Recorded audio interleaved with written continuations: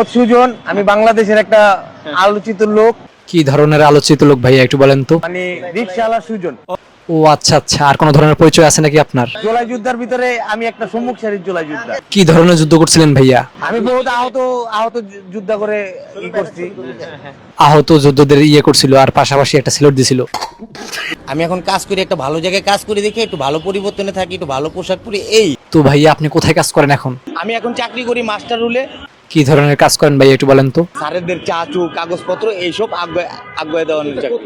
ওরে, আপনি তো ভাইয়া ভালোই চাকরি পাইছেন, আবার চাকরি করেন কা? পারে না তো কেউ দিতে। তাহলে চাকরি এটা কি আপনি নিজের ক্ষমতা বলে নিছেন নাকি ভাইয়া? দেশের জনগণ আমার সম্মান করে, আমি দেশের জনগণের সম্মান রাখি। সারাদিন দেখি জনগণ আপনার গাইল্লায়, আর আপনি বলতেছেন দেশের জনগণ আপনার সম্মান করে। তোমার সম্মান করে না দেশের জনগণ। যে সম্মানের লেগে সারাক্ষণ গালি খাওয়া লাগে, সেই সম্মান দিয়ে আমি কি করবো? কারণ এটা তোমার কয়ে লাভ আছে? মানুষের কিন্তু একটা ধৈর্যের সীমা আছে, তুমি কিন্তু সেটা অতিক্রম করে ফেলাইছো। কি আমার হিসাব আমি কবরে গিয়ে দেবো? তোরা এত তেলবাজি করস কিনলি? তেলবাজি কই করলাম ভাইয়া, এখন কি সত্যি কথা বলতে পারবো না? আমি সেলর দিছি দেখে আমার ছাত্র জনতা বুকের ভিতরে ধারণ করছে। না ভাইয়া, কেন আপনি এই কামটা করছেন? 2 বছর ধরে আপনি মানুষকে অনেক জ্বালাইতেছেন ভাইয়া। জনগণ যদি বলে সুজন ভাই আপনার নামেন, সিটি কর্পোরেশনের নির্বাচনের নামেন। ওই বেটা, তুই এগুলো কি কইতেছস? তোর হুশ জ্ঞান আছে? তুই আগে সিটি কর্পোরেশন বানান কর। জনগণ যদি বলে সুজন ভাই আপনি নির্বাচন করবেন, আমি করব।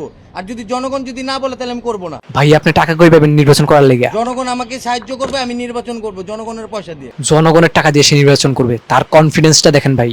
এটা আমার কোনো জোর নাই জানি আমি নির্বাচন করব। তোর জোর নাই, তুই নির্বাচন করতে চাও কা? আর যদি জনগণ বলে না সুজনের যোগ্য না, তাহলে আমি নামবো না। ভাইয়া জনগণ তো চাইতেছে আপনি জাতিসংঘের মহাসচিব পদে নির্বাচন করার লেগে। তোমরা দেখবা আর জ্বলবা। ওর সেলুটের ছবিটা যে তুলছিল, আমি শুধু তার বিচার চাই।